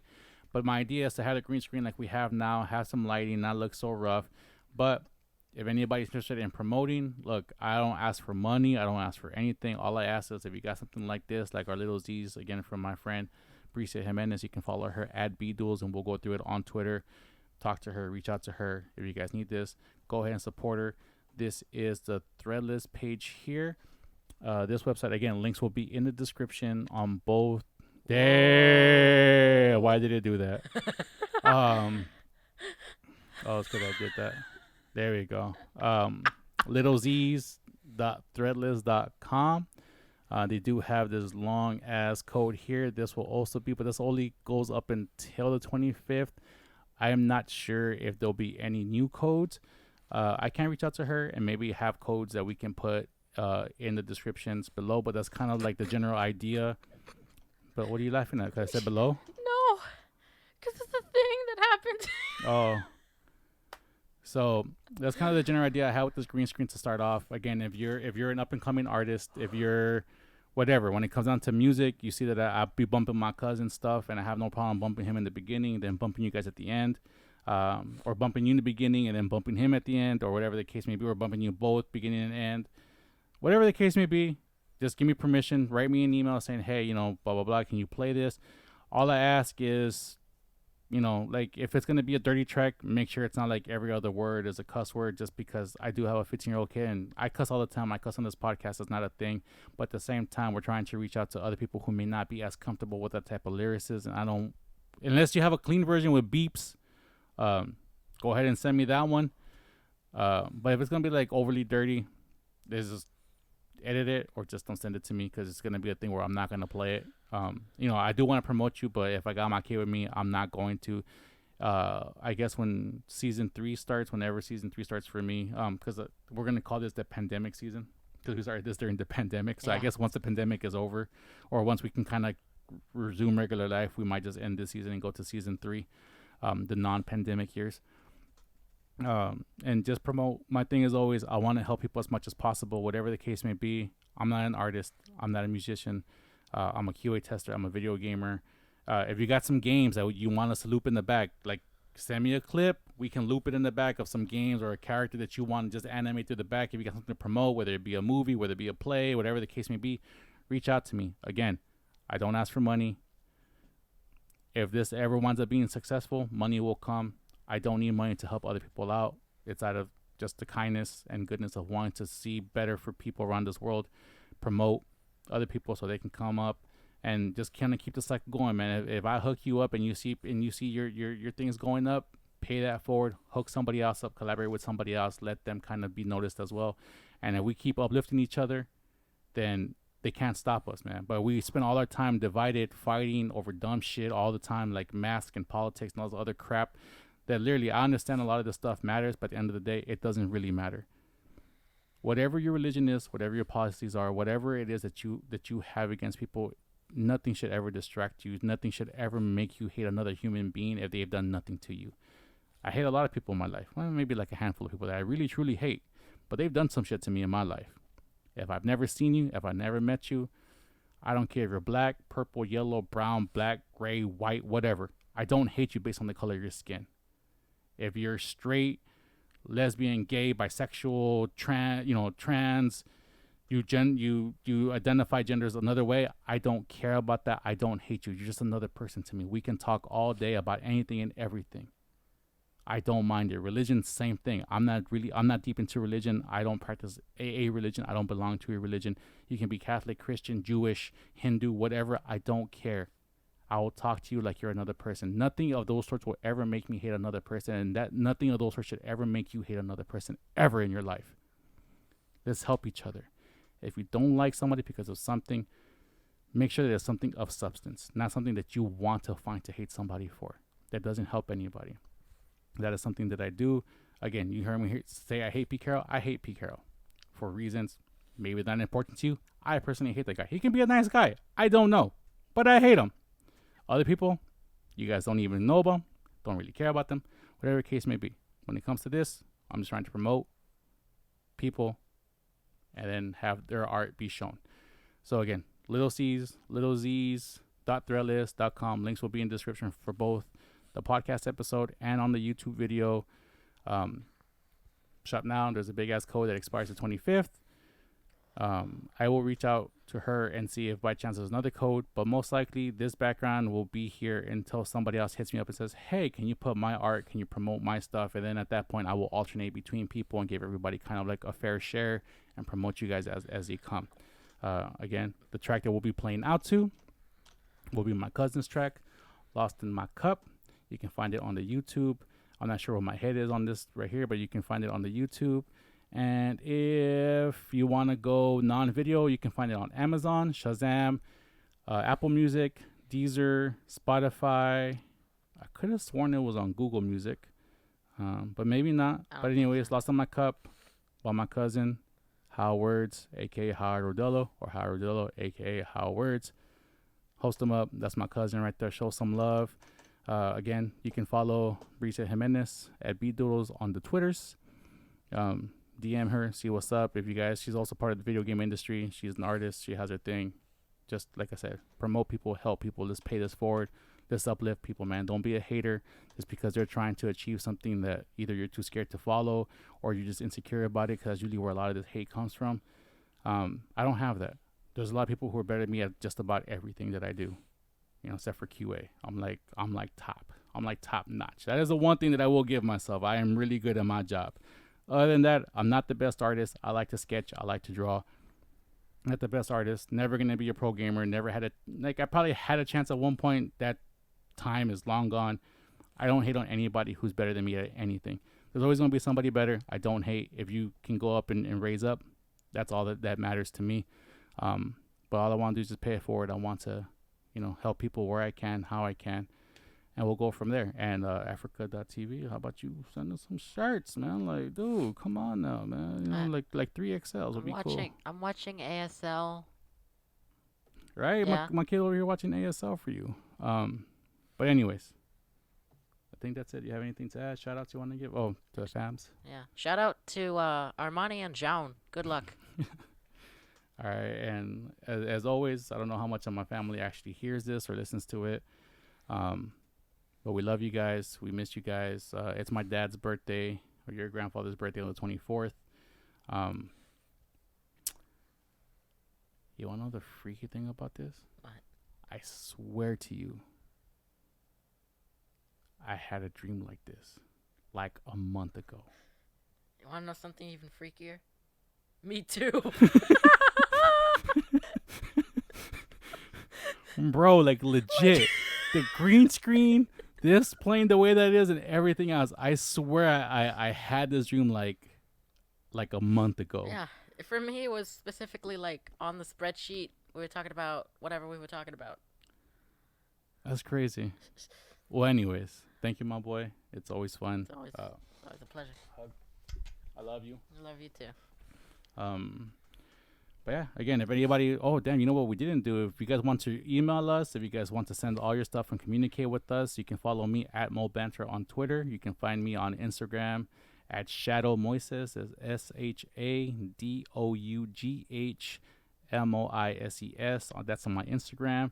And if you want to email us, the email is mobanterpodcast@gmail.com. That's MOEPODCAST. Wait up. I missed something. I missed the banter part, didn't I?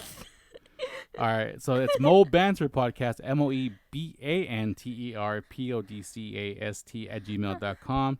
All I ask, look, if you guys want to have mean comments, by all means, cool. I like to conversate. I like to discuss. If you guys want to throw some subjects, you know, we have a very vast, I guess, hobby and interest that we are free to discuss. Both of us are into StarCraft. As you can tell, we both like the NFL. I'm into fighters, most 2D fighters, Street Fighter 4 being probably one of my favorite ones. Street Fighter 5 was kind of basura. Dragon Ball Fighters right now is like my top game. I love seeing it. I love playing it. You know, I play NBA 2K. Boy plays Wipeout. Like, we have vast interest here and there that, you know, whatever question you may have, you might get an honest answer. If it's just one of those things that we don't have any interest in, we'll be like, hey, I don't know. But no questions are taboo, with the exception of my personal life and anything involving my son. Other than that, anything else you want to ask me, open book. And when I mean personal life, double personal, you should know what the hell that means. My personal life, like what you guys see here, what we talk about, whatever, open book. But my personal life, I will not talk about. But yeah, you can always do that. And other than that, I think that's it. Family, we miss you. We love you guys. Everybody out there, please take care of each other. Stop fighting with each other. Life is too short to hate another person for no reason or even dumb reasons. Just love each other, accept each other. Thank you. How are you? Hello. Goodbye. Good words to use, or just stay silent. Those are my opinions. And I guess this has lasted a little bit longer than we anticipated. But anyways. So this is episode number 15, the Mo Banter Podcast. I will play again a song, Lost on My Cup, from my cousin How Words. Love you, fam. And until next time, this has been Mo. This has been Nathan. And we'll see you guys next time. Bye. Yeah, feels like a Salvador and the killer, yeah. It helps shut the doors and it seals them up. Hope for some more when I fill my cup. I hope that my hope finds hope. And my vital signs no idol. Cause if I don't find hope, I know Bible, there's no time. Moment's final. Cause if I don't find hope, that's no sad, those feelings ice cold. Moving on in slow-mo, I'm picking a boat, or rather be lost with you. Yeah. They try to do it solo, do what the go-go, I do lost with you. Getting lost in my cup, yeah. Getting lost in my cup.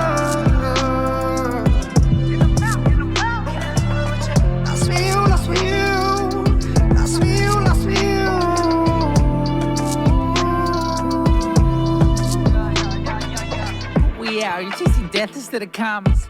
What example are we setting for our daughters? Thicker the cut as with Gianna and Black Mamba at the bottom. Keep your head above the water. I don't wanna do this, but I gotta face the horror of death before the sauna. Design a destiny, fuck the pride, I'm a father. It's more than just my problem. Maybe thought to blame the way it was brought up. Getting caught up, expectations of my father. Try to mock up the greatness in Nirvana. Instead of shocking and a spinner to control like a shot up helicopter. Hurting but I'm not hurt. Rather have this problem than a doctor. Pushing down the pills, they kill me softly like Lauryn Hill in concert. To this bitch called life isn't worth it and I don't even want her. Moving on in slow-mo, happy in a photo, rather be lost with you. Yeah. They try to do it solo, do what the go-go, do it lost with you. I'm lost in my cup, yeah.